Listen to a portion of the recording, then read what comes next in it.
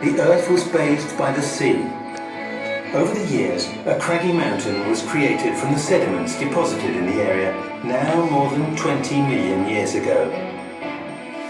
A view of the peaks could lead one to believe that it was sculpted by a divine hand. In fact, Monsignor Cinto Verdaguer, one of the great epic writers of literary history, said that the mountain appeared to have been sculpted by angels.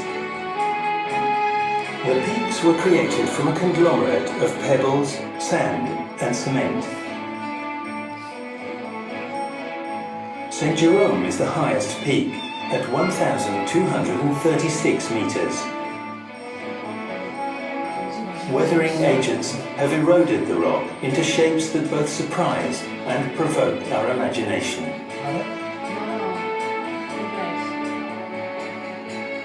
Many of the pinnacles have been baptized with nicknames, such as the Bewitched Giant, Dead Man's Head, the Elephant's Trunk, the Little Chair, and the well-known Bernat's Horse.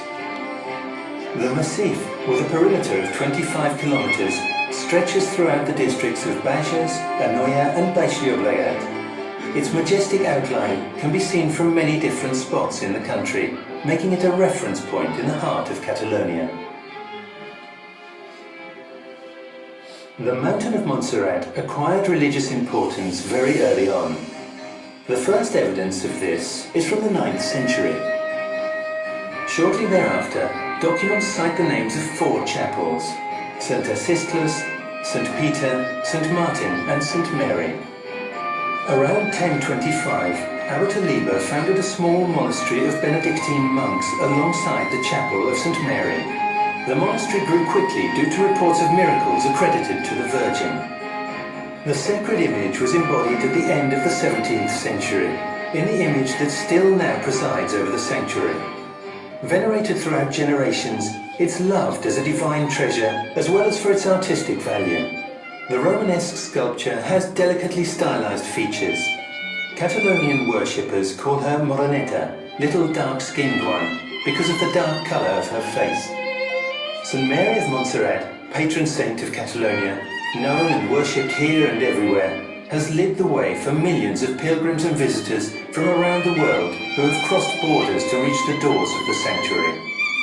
The presence of the Virgin of Montserrat, the monks and the millions of pilgrims and visitors have helped make Montserrat a meeting place for people from all the world, as well as a focal point for the spread of Christianity. From the beginning, the monastery of Montserrat and its community of monks have been both birthplace and keeper of an important spiritual and cultural heritage. For example, Montserrat had its own scriptorium during the 14th and 15th centuries.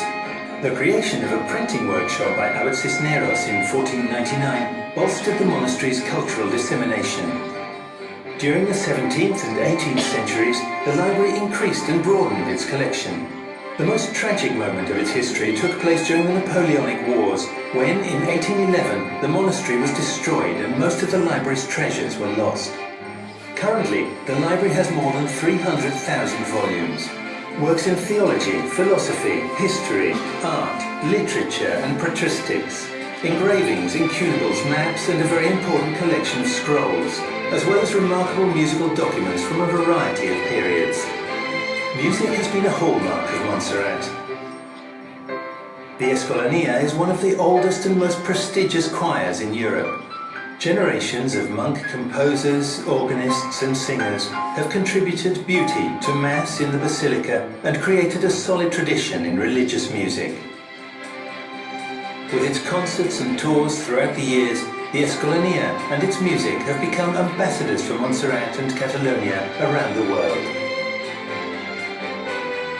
The monastery of Montserrat and its community of monks have been and continue to be the flag bearers of a lively cultural practice.